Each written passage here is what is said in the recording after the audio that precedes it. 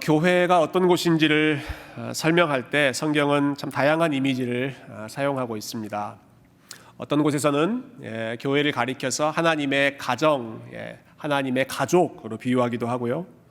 또 어떤 곳에서는 그리스도의 몸, 거기에 비유하기도 하고, 또 어떤 말씀에서는 성령님께서 함께 거하시는 집, 성령님께서 세워가시는 건물, 이렇게 설명하는 말씀도 많이 있습니다. 아마 교회를 예수님께서 정의하셨다면 예수님이 가장 좋아하셨던 비유는 아마 병원이었을 것 같습니다. 병원. 예수님 그렇게 말씀하셨죠. 나는 건강한 자를 위해서 온 것이 아니고 누구를 위해서 왔다? 병든 자들을 위해서 왔다. 예수님 말씀하셨습니다.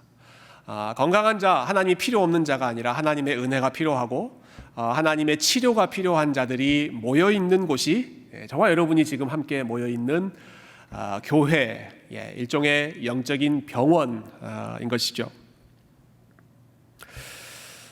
우리의 연약함을 치료받기 위해서 가장 먼저 필요한 작업이 있습니다. 그것은 우리가 어디가 안 좋은지를 검사하고 진단하는 것입니다. 혹시 병원에 가시는 거를 좋아하는 분 혹시 계세요? 나는 취미가 병원에 가는 거다. 병원에 가는 거 좋아하는 사람 별로 없을 것입니다. 왜냐하면 병원 가면 여기가 안 좋다, 이게 문제다, 이거 고치지 않으면 큰일 난다, 이렇게 아주 무서운 이야기, 경고의 이야기를 들을 때가 참 많이 있기 때문이죠. 하지만 아무리 그 이야기가 우리 귀에 좀 거스르고 기분 나쁘게 들린다고 할지라도 난 그래서 병원에 안 가겠다라고 이야기한다면 그것은 무척 어리석은 행동일 것입니다. 불편한 이야기지만 때로는 우리의 마음을 좀 불안하게 만드는 이야기이지만 그 경고의 사인에 귀를 기울일 때 우리의 마음을 조심하고 또 우리의 삶을 건강하게 지켜낼 수가 있습니다. 저희가 사사기 말씀을 계속 읽고 있습니다. 근데 저는 이 사사기라고 하는 책이 일종의 병원과 같다라는 느낌을 좀 받았습니다. 여러분 사사기를 읽으면 즐거운 내용, 또 마음이 막 기쁘고 신이 나는 그런 내용들은 별로 나오지 않습니다. 사사기는 온통 죄로 인해서 망가질 대로 망가져 있는 이스라엘 백성들의 모습을 그런데 감추지 않고 적나라하게 고스란히 드러내고 있는 책이 사사기 말씀입니다. 얼마나 망가졌는지를 아주 꼬치꼬치 파내고 있는, 그래서 읽을 때마다 우리의 마음이 가벼워지기보다는 사실은 더 마음이 무거워지고 어두워지는 책이 이 사사기라고 할 수 있죠.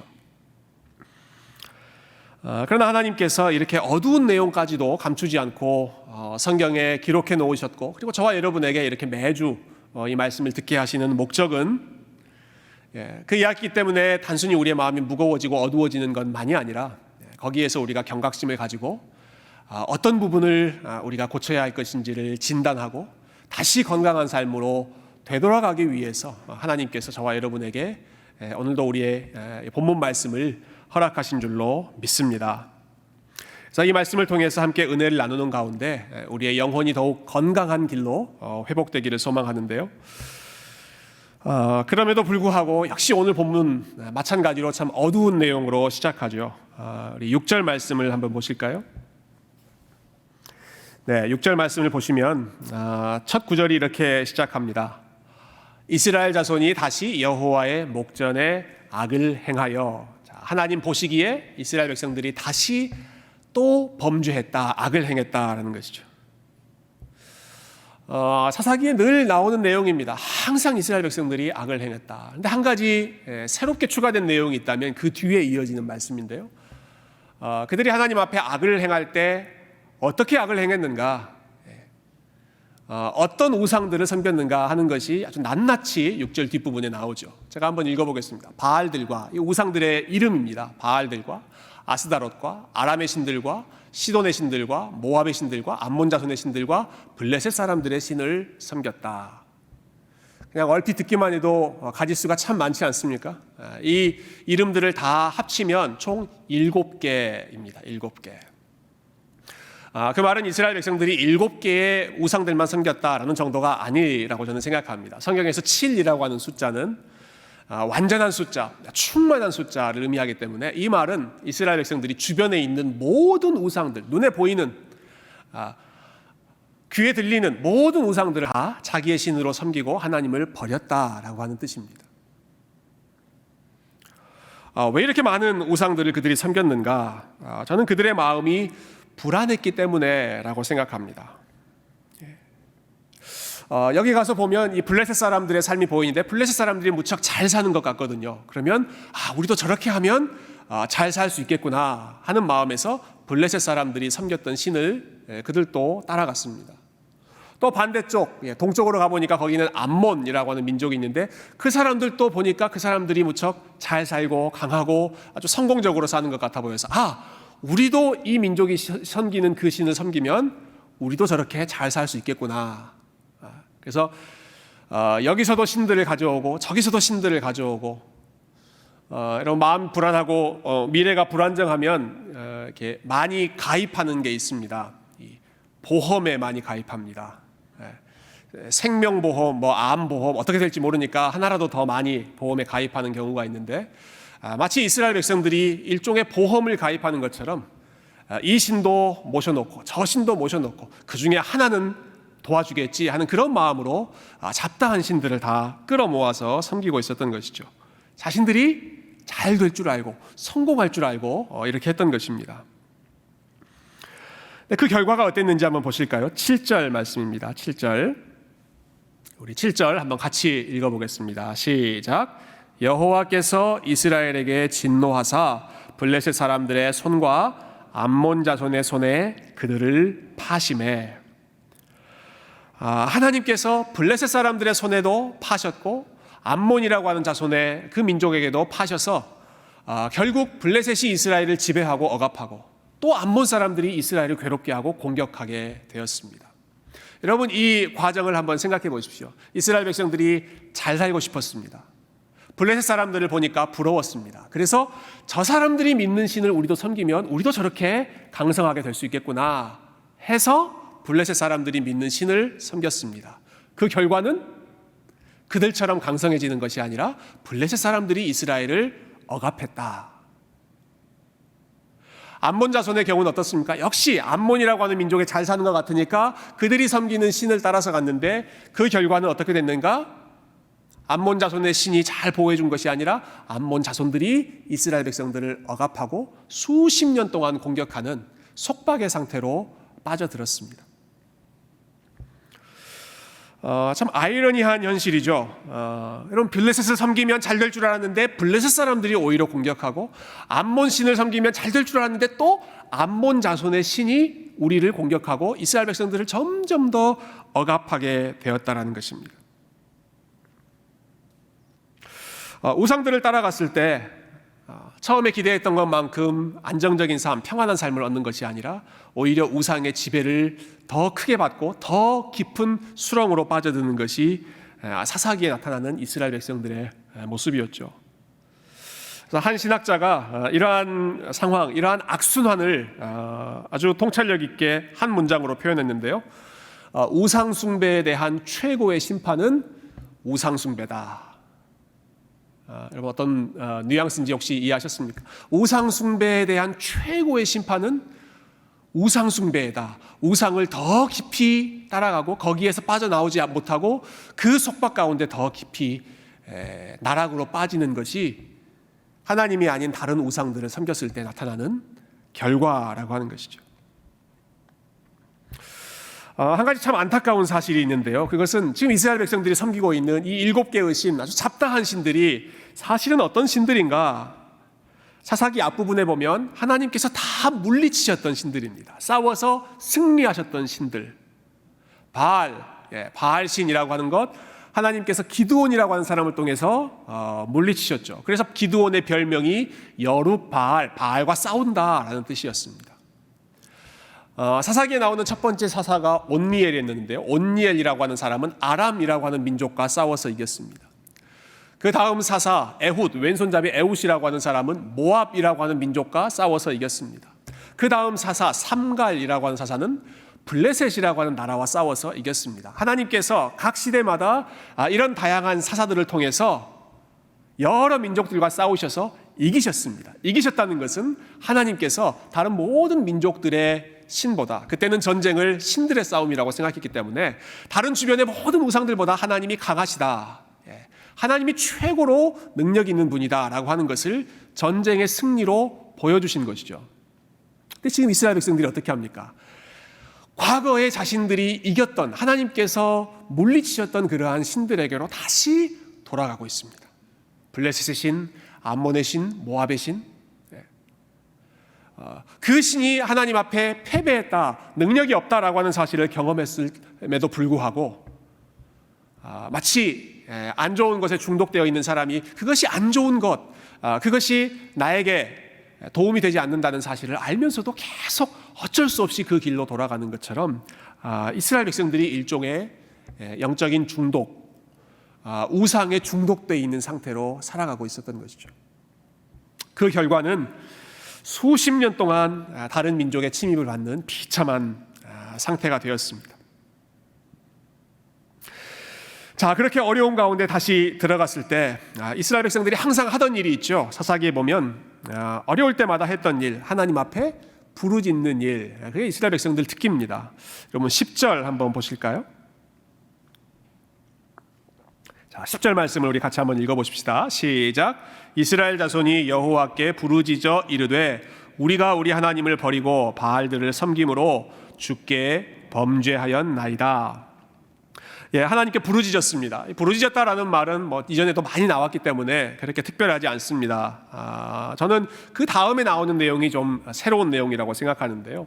이전에는 그냥 어려움이 생기면 이스라엘 백성들이 살려주십시오, 도와주십시오라고 부르짖기만 했습니다. 근데 10절에서 처음으로, 사사기 전체에서 처음으로 이스라엘 백성들이 우리가 잘못했습니다, 주님께 범죄했습니다, 자신들의 죄를 인정하는 일종의 회개의 고백이 이 10절에서 처음 등장하게 됩니다.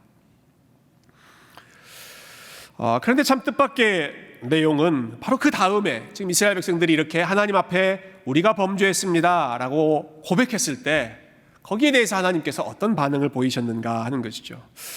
다음에 이어지는 11절부터 14절까지 내용이 전체가 다 하나님께서 하시는 말씀인데 그 중에 제가 14절 한 구절만 대표적으로 읽어보겠습니다.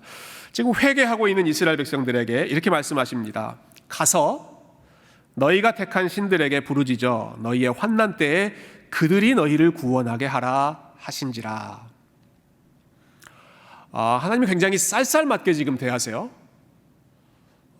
번지수 잘못 찾았다라고 하는 것이죠. 왜 나에게 찾아와서 이렇게 귀찮게 하느냐? 너희가 그동안 섬기던 신들, 너희가 그동안 부르짖던 그 신들에게 찾아가서 너희의 어려움을 해결해 달라고 그렇게 부르짖어라. 나를 귀찮게 하지 말고. 하나님께서 지금 돌려보내시는 것이죠. 다른 데로 돌려보내십니다. 아니 우리가 잘못했습니다 라고 지금 이스라엘 백성들이 회개하고 있는데 그 잘못을 뉘우치는 이스라엘 백성들에게 하나님께서 무척 쌀쌀맞게 냉정하게 반응하고 계시는 이 모습이 성경에 나오는 그 하나님의 아주 인자한 성품을 기억하시는 분들이라면 무척 낯설게 느껴지실 것입니다. 아니 하나님 분명히 우리가 무슨 죄를 범하든 돌아가면 하나님께서 받아주신다고 했는데 누구든 간에 아무리 흉악한 죄를 범한다고 하더라도 하나님 앞에 회개하면 다 불쌍히 여겨주신다고 주님 말씀하셨는데 왜 이렇게 돌아가라, 나는 너희들을 모른다 라고 쌀쌀맞게 대하셨을까? 여기에 대한 이유를 생각해 본다면 여러분 그 이유는 이스라엘 백성들이 지금 하고 있는 회개가 진정한 회개가 아니었기 때문입니다. 하나님은 그들의 마음을 정확하게 꿰뚫고 계셨습니다. 무엇을 꿰뚫고 계셨는가? 지금 이들이 지금 말로는 하나님 앞에 잘못했습니다 라고 말하고 있지만 그들의 마음속에, 그들의 삶 속에서 지금까지 섬기고 있던 수많은 신들을 여전히 킵하고 있었습니다. 여전히 붙잡고 있었습니다. 여전히 자기들의 삶 가까이에 모시고 있으면서 하나님 앞에 나아가서 도와주십시오 라고 간청했던 것이죠. 여러분 조금 넘어가서 우리 16절을 한번 보실까요? 16절에 보면 이스라엘 백성들이 이제 다시 한번 회개하는 장면이 나오는데요. 그때 이렇게 이야기합니다. 자기 가운데서, 이스라엘 백성들이 한 일입니다. 자기 가운데에서 이방 신들을 제하여 버리고 여호와를 섬기기 시작했다. 이 내용이 지금 16절에 나옵니다. 두 번째, 제일 마지막에 그들의 반응이죠.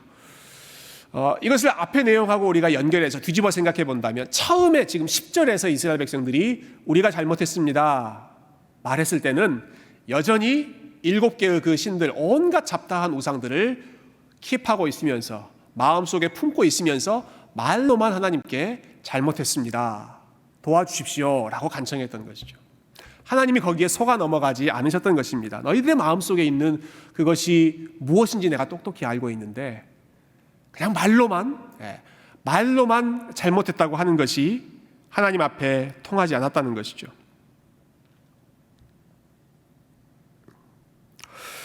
오늘 설교의 주제가 이제 회개에 대해서 여러분들과 함께 좀 생각해 보고 싶은데요. 제가 회개라고 하는 주제를 좀 공부하고 좀 배우면서 가장 도움이 됐던 분이 이 팀 켈러 목사님, 여러분 잘 아시는 목사님이 이 회개에 대해서 설명하고 있는 부분, 저에게 무척 인상적이었습니다. 팀 켈러 목사님이 이런 설명을 하셨어요. 우리가 회개에 대해서 생각할 때 두 가지를 구분해야 한다는 것입니다. 하나는 죄의 결과 때문에 회개하는 것과 죄 자체로 인해서 마음 아파서 회개하는 것, 이 두 가지를 우리가 올바로 구분해야, 그래야 그냥 가식적인 허울뿐인 회개가 아니라 진정한 회개를 할 수 있다. 자, 뭐하고 뭐예요? 죄의 결과 때문에 회개하는 것과 죄 자체로 인하여서 슬퍼하는 것, 이 두 가지를 구분해야 된다는 것이죠. 죄의 결과 때문에 회개한다는 것은 무슨 말인가? 그거는 내가 범했던 그 죄, 그것이 정말로 싫어서 회개하는 것이 아니라 그 죄를 범했더니 일어나는 여러 상황, 혼란한 상황, 복잡한 상황, 모든 것이 꼬여있는 그러한 안 좋은 결과들, 그 결과가 싫어서 그 결과를 바꾸기 위해서 하나님 앞에 나아가서 회개하는 것, 이것을 가리켜서 죄의 결과 때문에 회개하는 것이다. 그것은 진정한 회개가 될 수 없다. 그것은 순간순간 그 상황이 끝나면 다시 이전의 모습으로 돌아갈 수밖에 없다. 조금 추상적인 감이 없지 않아서 저는 우리한테 좀 더 이렇게 가까운 그런 예를 한번 들어보고 싶은데요. 여러분 이런 상황을 한번 생각해 보시면 좋겠습니다. 우리 청년들도 많이 계시고 또 부부 간에 결혼하신 분들도 많이 계시는데 이제 남녀가 연애하고 또 살다 보면 이제 말다툼할 때가 많이 있죠. 부부 싸움 할 때가 있습니다. 근데 남녀 간에 싸울 때 종종 이런 대화가 오갑니다. 남자가 먼저 사과를 합니다. 미안해. 여러분도 그러십니까? 남자분들이 미안해 라고 하면 그때 돌아오는, 여자에게서 돌아오는 대답이 무엇이죠? 여러분 어떻게 그렇게 잘하세요? 뭐가 미안한데가 반드시 돌아옵니다. 뭐가 미안한데. 경험이 있으신 것 같은데요. 그러면 그냥 다 내가 잘못했어 라고 이야기하죠. 그러면 또 뭐가 돌아옵니까? 뭘 잘못했는데 이게 돌아오죠. 그러다가 뭐 이런저런 내가 이것도 잘못했고 저것도 잘못했다라고 이야기하면 그때 또 돌아오는 답은 알면서 왜 그랬어. 이렇게 나오면 정말 너무 복잡해지지 않습니까? 여러분 이런 상황에서 잘못한 쪽은 어딜까요? 미안하다고 말했는데도 그 사과를 받아주지 않고 꼬치꼬치 따지는 여자 쪽이 잘못한 겁니까? 아니면 정말 미안한 마음이 없는데 미안하다고 이야기한 남자 쪽이 잘못이 있습니까? 괜히 제가 불필요한 이 젠더 갈등을 초래하는 것 같은데요. 여러분 적어도 지금 죄의 결과 때문에 회개한다라고 하는 말이 이런 상황에서 그냥 툭 미안해라고 말하는 것과 비슷하다라는 것을 지금 말씀드리고자 함입니다.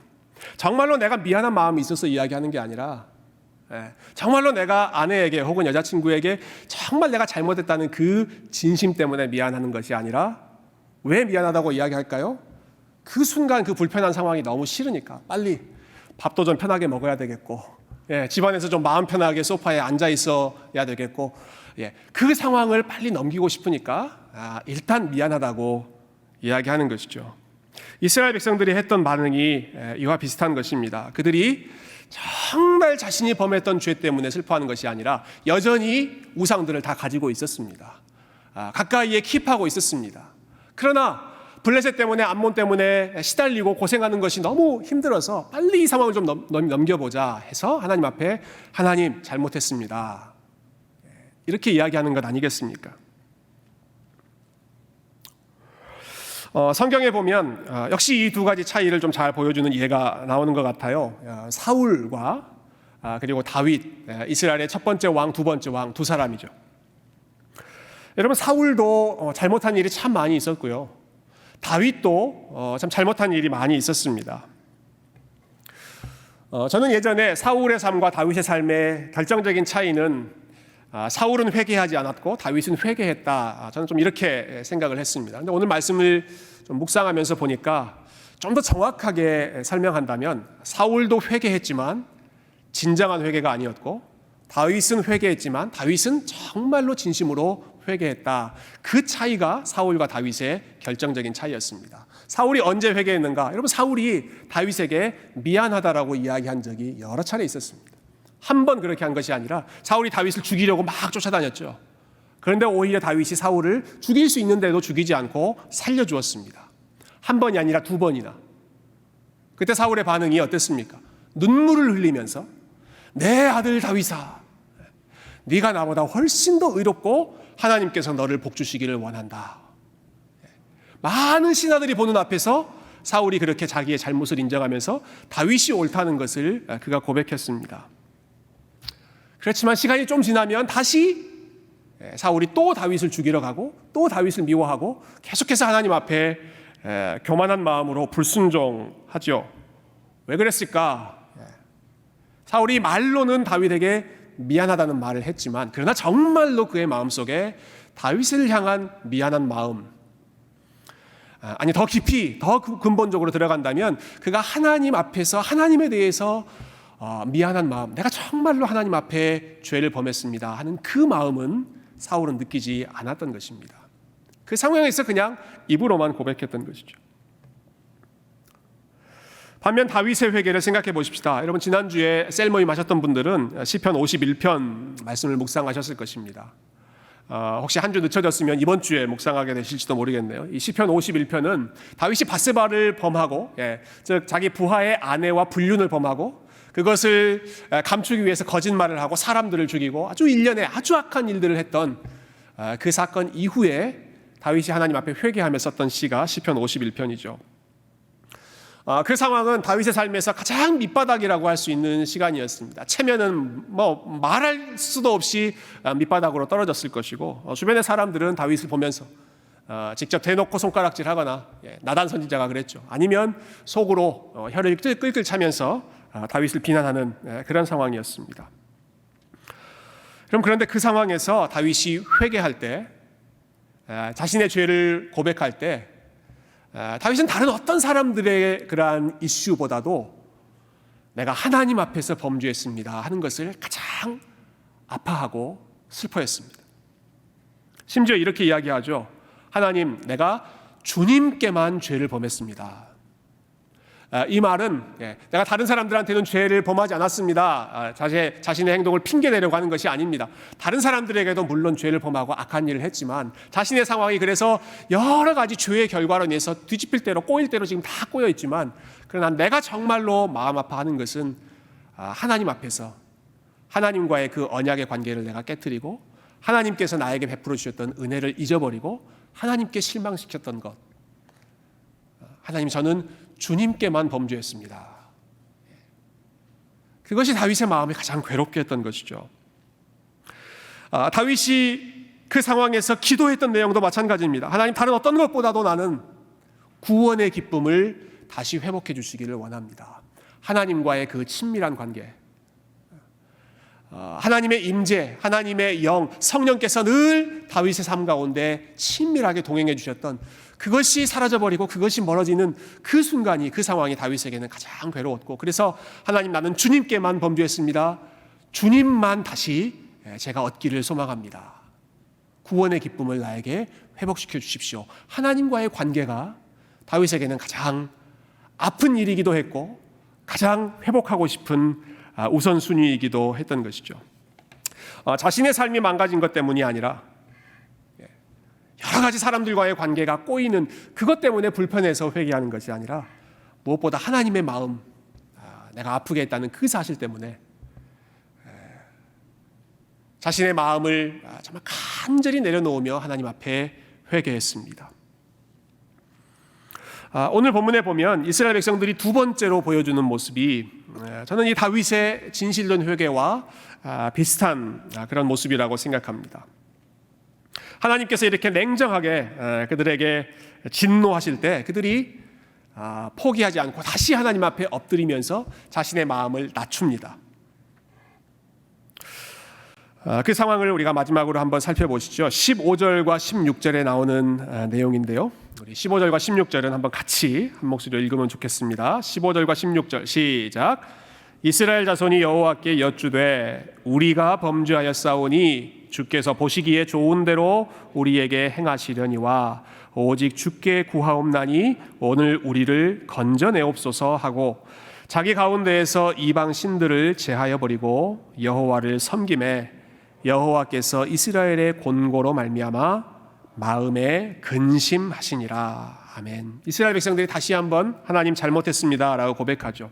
그 다음에 이어지는 내용이 무척 중요합니다. 그들의 마음 상태를 보여줍니다. 주께서 보시기에 좋은 대로 우리에게 행하십시오. 하나님, 우리가 범죄했습니다. 주님께서 보시기에 좋으신 대로, 주님의 소견에 옳은 대로 우리에게 판결하십시오. 이 말은 이런 뜻입니다. 하나님 우리가 지금 힘들어서 하나님 앞에 도움을 구하고 있기는 하지만 사실 우리는 도움을 요청할, 도움을 받을 자격이 없습니다. 하나님께서 도와주지 않는다 하더라도 우리는 아무 말 할 수 없는 죄인에 불과합니다. 그러나 하나님께서 불쌍히 여겨주신다면 다시 한번 우리에게 새로운 기회를 주십시오. 다시 한번 우리를 구원해 주십시오. 하나님의 은혜의 호소에서 그들이 회개하고 있는 것이죠. 자신들의 문제를 해결하고자 하는 그러한 목적에서 하나님 앞에 회개를 하는 것이 아니라, 첫 번째는 그랬죠. 첫 번째는 하나님, 우리가 잘못했습니다. 그러니까 우리를 도와주십시오. 두 번째는 하나님, 우리가 잘못했습니다. 주님께서 어떻게 행하시든지 우리는 그 뜻에 그대로 순종하겠습니다. 그러나 하나님께서 혹 우리를 불쌍히 여기신다면 우리에게 다시 한번 회복될 수 있는 길을 열어주십시오. 두 가지의 고백은 전혀 같지 않지요. 첫 번째 상황은 도움을 받기 위해서 회개했다라고 한다면, 두 번째 고백은 정말로 하나님과의 관계를 회복하고 싶은 마음에 하나님 앞에 진심으로 미안한 마음, 죄송스러운 마음, 하나님을 실망시킨 것에 대한 깊은 슬픔 때문에 하나님 앞에 엎드렸던 것입니다. 여러분, 이럴 때 하나님께서 어떻게 응답하셨을까요? 처음처럼 나는 너희들 모른다, 너희들이 섬기던 그 신에게로 다시 가라, 하나님 그렇게 냉정하게 말씀하지 않으셨습니다. 이때 하나님의 본 반응, 우리가 조금 전에 읽었던 16절 뒷부분에 보시면 이렇게 나와 있죠. 여호와께서 이스라엘의 곤고로 말미암아 마음에 근심하시니라. 쌀쌀맞게 내쳐버리시는 것이 아니라 이스라엘 백성들의 곤고로 말미암아 그들이 고생하고 있는 것 때문에, 그것으로 인하여서 하나님께서 마음에 깊이 근심하셨다라는 것입니다. 그들이 무엇 때문에 고생하고 있습니까? 우상들에게 매여 있어서 영적으로 눌려 있는 그러한 삶을 살고 있는 것 하나님께서 보시면서 깊이 근심하셨고, 그들이 그 죄의 결과 때문에 여러 민족들에게 시달리면서 고생하고 있는 것 하나님께서 역시 보시면서 마음에 깊이 근심하셨던 것이죠. 우리말로도 근심하셨다라고 하는 단어, 그 의미가 충분히 전달됩니다만은 이 단어가 히브리어 원어로 카짜르라고 하는 단어인데, 저는 그 원어의 의미가 풍성한 것 같아요. 그 단어는 문자적으로는 짧아지다라고 하는 뜻입니다. 마음이 짧아졌다, cut short, 혹은 cut down, 줄어들다라고 하는 뜻입니다. 마음이 줄어들었다. 그래서 비유적인 의미로 마음이 약해졌다, 혹은 뜻을 굽히셨다, 무력해졌다, 그런 뜻이 되는데요. 아니, 전능하신 하나님, 무한하신 하나님께서 어떻게 마음이 근심하고 마음이 줄어들고 위축되고 그렇게 작아질 수 있겠습니까? 논리적으로는 설명이 안 되는 일이죠.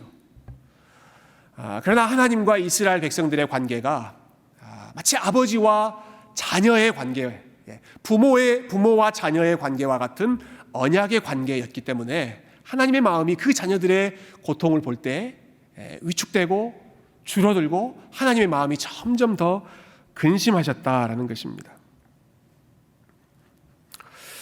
저는 부모의 마음을 생각하면서 좀 이 근심하셨다라고 하는 단어의 의미를 좀 더 묵상해 봤습니다. 오늘도 우리 3부 예배 때 이제 유아 세례가 있는데요. 이번에 유아 세례를 준비하면서 이제 부모님들을 이제 한 분씩 인터뷰를 했습니다. 그래서 제가 이제 뭐 여러 질문들을 했지만 아마 공통적으로 던졌던 질문인 것 같아요. 아이를 낳고 키우면서 제일 달라진 게 뭡니까? 이렇게 물어봤어요. 아이 없을 때랑 아이가 생길 이후랑 제일 달라진 게 뭐냐고 물어봤더니 대부분 이렇게 이야기하더라고요. 부모님이 나를 얼마나 힘들게 키우셨는지 이제 알 것 같습니다. 부모님에 대한 감사의 마음이 아주 깊어졌다라고 하더라고요. 근데 그 중에 좀 기억나는 답변이 있었습니다. 어떤 한 가정에서 이렇게 대답하셨어요. 아이가 없을 때에는 자기는 누구에게도 굽혀본 적이 없었습니다. 누구에게 아쉬운 소리 한 적도 없고 아주 당당하게 살았는데 아이 때문에 사람들 앞에서 마음을 졸이면서 굽힐 때가 참 많아졌습니다. 그 이야기를 하시더라고요. 어떤 때는 이제 아이를 돌보시는 분들에게 우리 아이를 좀 잘 봐달라고 마음을 굽히고 마음을 낮추고 다가가는 경우도 있고, 때로는 우리 애들이 뭔가를 좀 잘못하면 옆에 뭐 다른 애를 뭐 때리거나 밀치거나 해가지고 다치게 하면 그 부모에게 또 미안하다고 대신 사과하는 것도 역시 아이의 부모가 되지 않겠습니까? 아이 때문에 마음이 줄어들고 마음이 약해지고 더 굽히게 되는 것이 부모의 마음이라는 것이죠. 저는 오늘 본문에 나오는 이 하나님의 그 마지막 모습, 하나님의 마음이 줄어들었다, 하나님의 마음이 근심하셨다라고 하는 것, 그 자녀의 고통 때문에, 그 자녀가 당하고 있는 어려움 때문에 하나님께서 그 전에 가지고 계셨던 그 뜻, 진노의 뜻을 철회하시고 그것을 포기하시고 마음이 약해지셔서 그들을 다시 불쌍히 여기시고 하나님이 마음을 굽히신 것, 그것이 하나님이 근심하셨다라고 하는 것의 핵심이 되는 뜻입니다. 자녀들의 고통 앞에서 하나님의 마음이 더 작아지시고 죄로 인해서 고통받고 그 죄 때문에 하나님 앞에 슬퍼하며 또 회개하고 있는 그 이스라엘 백성들의 낮아지는 그 마음 때문에 하나님께서 더 아파하시며 하나님께서 뜻을 굽히시며 그들에게 은혜를 베풀기로 결정하시는 것이죠. 다시 한번 그 백성들을 용서하시고 다시 한번 그들을 위해서 그들을 구원할 사사들을 준비해 주시고, 그런데 인간 사사들이 도저히 불완전하고 마음이 안 되니까 때로는 정말 때가 되었을 때 하나님께서 직접 우리의 구원자로 사사로 오셔서 그들과 동행해 주시고 그들의 삶을 구원해 주시는 이런 부모의 마음으로, 긍휼을 베푸시는 마음으로 찾아오셨던 것이 오늘 우리가 본문에서 마지막으로 볼 수 있는 하나님의 마음입니다. 여러분, 하나님의 본심이 무엇이었는지를 저와 여러분이 기억했으면 좋겠습니다. 예레미야 선지자를 통해서 하신 말씀이 있죠. 너희를 향한 나의 본심은 재앙이 아니라 평안이다 라고 하셨습니다.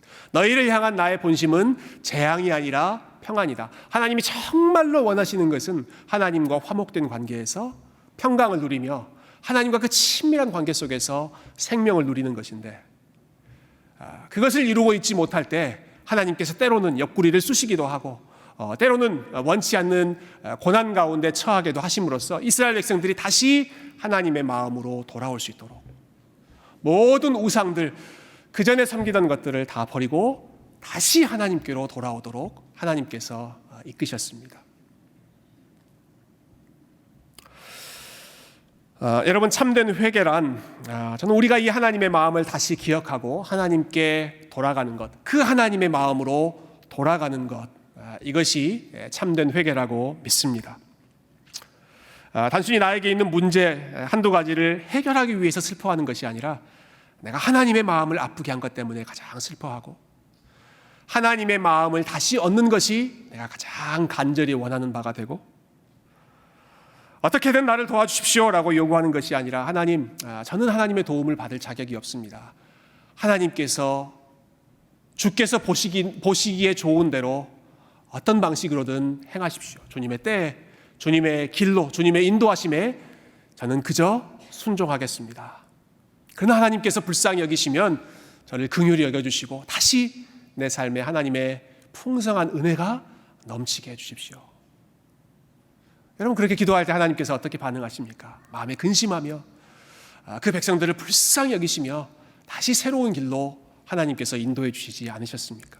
저와 여러분에게 오늘 하나님께서 원하시는 마음, 여러분, 우리 주변에, 이스라엘 백성들의 주변에 있었던 것처럼 하나님으로부터 멀어지게 하는 온갖 다양한 우상들이 있지만, 여러분, 그 우상들을 따라갔을 때는 반드시 그 우상의 지배 가운데로 들어가지만, 우리가 하나님을 향해서 나아가고 하나님의 마음을 향해서 달려가면 하나님께서는 우리를 불쌍히 여기시고 우리보다 더 우리를 안타까워 여기시며 근심하시며 저와 여러분에게 예비한 은혜, 풍성한 생명을 주시는 것, 여러분 믿음으로 붙잡으시고 이 아침에 다시 한번 하나님을 향해서 저와 여러분의 마음을 온전히 드릴 수 있는, 성령께서 우리의 마음을 하나님 한 분으로 채워주시는, 회복시키는 그러한 귀한 역사가 충만하기를 주님의 이름으로 축원드립니다. 함께 기도하겠습니다.